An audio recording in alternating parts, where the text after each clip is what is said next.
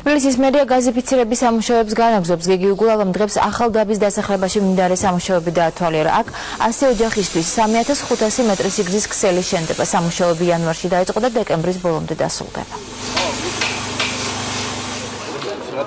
აზი მთლიანად ჩემო ყველგან თბილისის წყალიც არ აქვს. წყალს რაც შეეხება კანალიზაცია არ არის, ვიცი და გეგმის მიხედვით სოფელში შემოვიდა წყალი ჩვენთან არ ამღერვანს.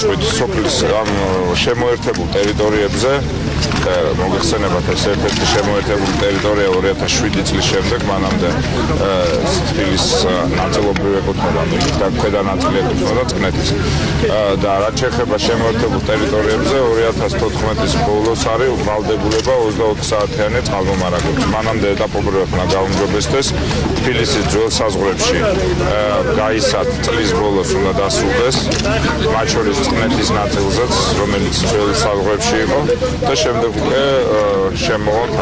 აი ეს არის რეალისტური გეგმა. ამ ქსელის მოწყობით ფაქტიურად 100 ოჯახი უკვე მთლიანად გაზიფიცირებული იქნება სოფელში, იმიტომ რომ აქამდე გაზი არ იყო და წელს ეს პროექტი განხორციელდა და წლის ბოლომდე ფაქტიურად უკვე ყველა ოჯახში იქნება გაზი. ეს მოსახლეობისთვის ძალიან მნიშვნელოვანი საკითხი გადაიჭრა. ღირმადრობას მოვახსენებთ თბილისის მერიას.